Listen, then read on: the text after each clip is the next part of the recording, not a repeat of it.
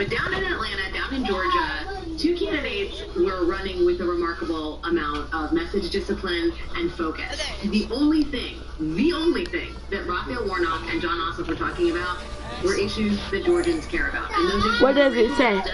Healthcare, COVID, education, and jobs. As someone who tried to interview John Ossoff and Raphael Warnock about other things over the course of the last 5 months, you could not get them to talk about anything else.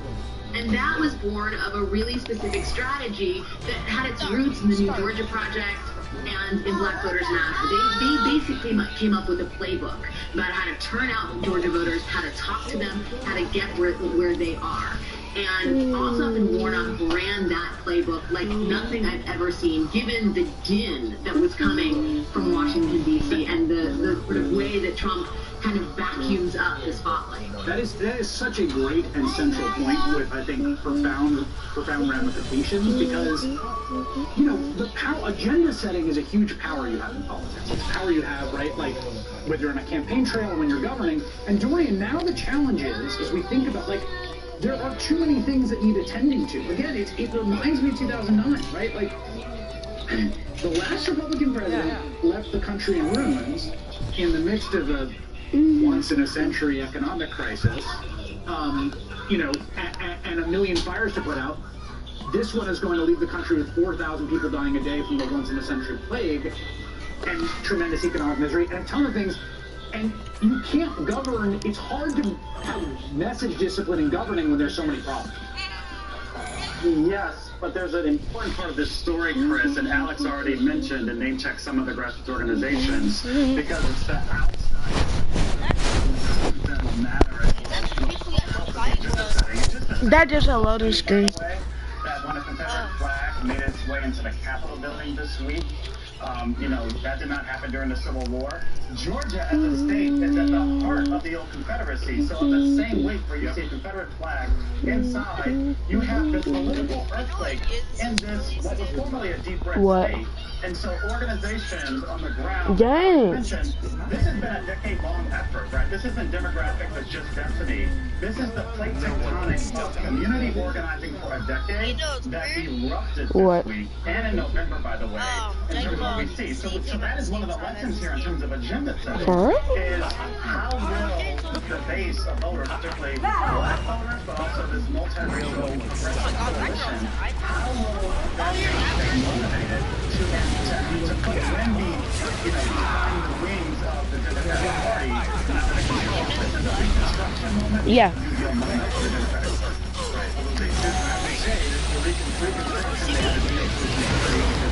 Dang!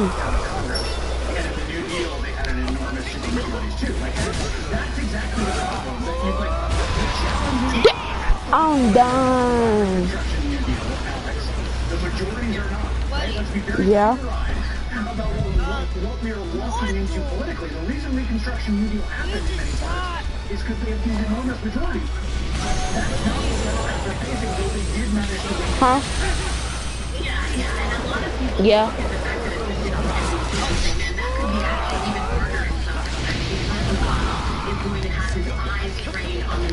Cycle and realize that it's just a hair's breadth that separates him from becoming majority leader. Dang! Yeah. But you need PlayStation Plus. And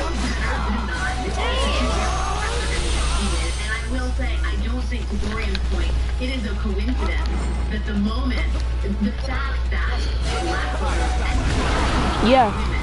If you want to play with me, you have to get PlayStation Plus. A son of Georgia, the pastor at Ebenezer Baptist Church, a kid who grew up in the Savannah Housing Project, the first black man to be elected to the I do. from the deep Sometimes. state of Georgia. It is not a coincidence that the next day, a lawyer What? to storm the Capitol and put the news up on the west side of the Capitol and get the inside the Hall of Congress. Those are two parts of the same whole. And that is the changes in America and a resistance Bruh. to America. Bruh.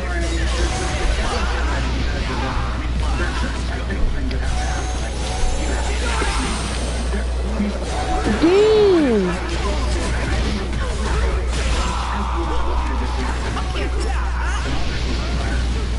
There are certain technical things you have to do, and then there's a question of, like, what can you do and what can you focus on delivering to the people, the entire country, those who vote for you in the immediate short term?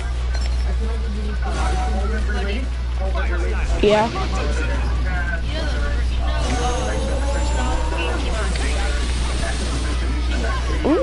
I didn't even know that. Yeah, Eli? Are you still watching?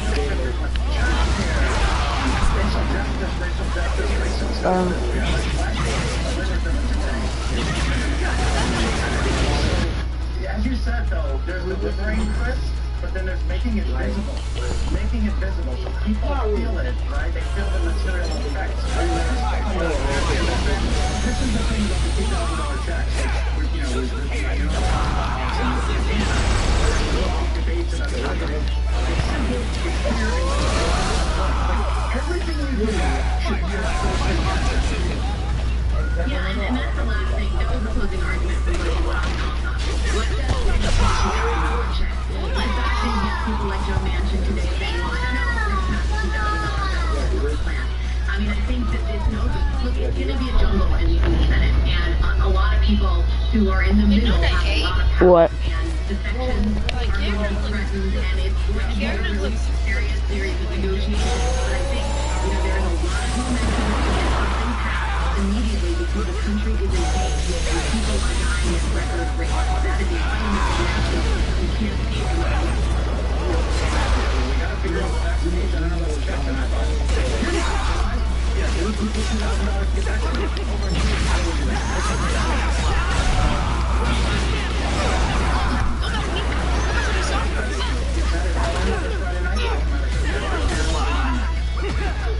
Good evening, Chris. Thanks, my friend. Much appreciated. And thanks to you at home for joining us this hour.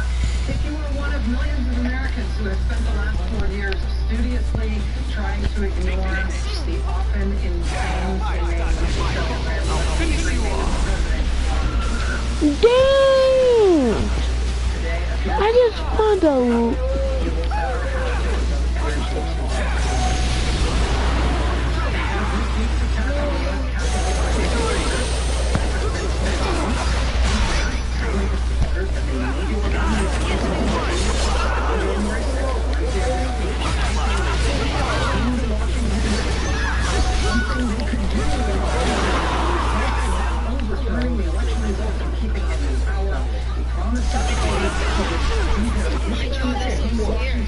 on January 6th that he would be in attendance at their show. Of course, he promised them that it would, quote, will be wild.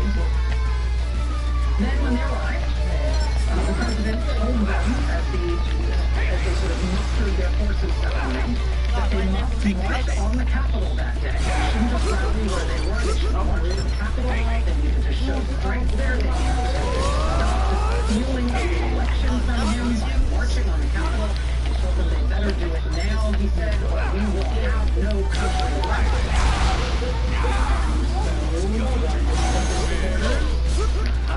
Went down to the Capitol. They started beating down the doors. Ransacking offices.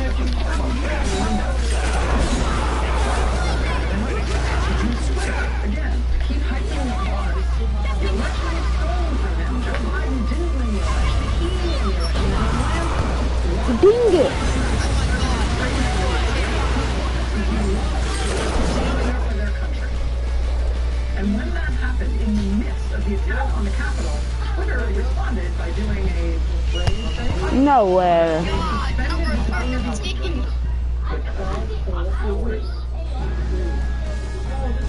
Meanwhile, Facebook and Instagram suspended the president's account indefinitely. But Twitter, which is by far his secret, they thought maybe, I guess, he would cool off. He'd have second thoughts, come back again after a little downtime and be more responsible.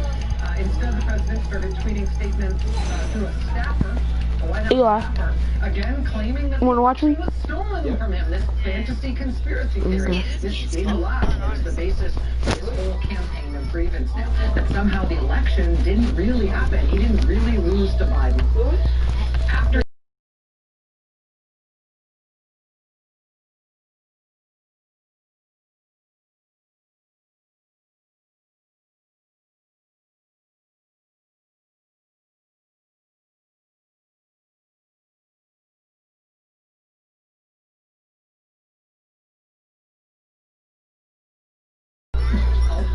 this is the last day we ever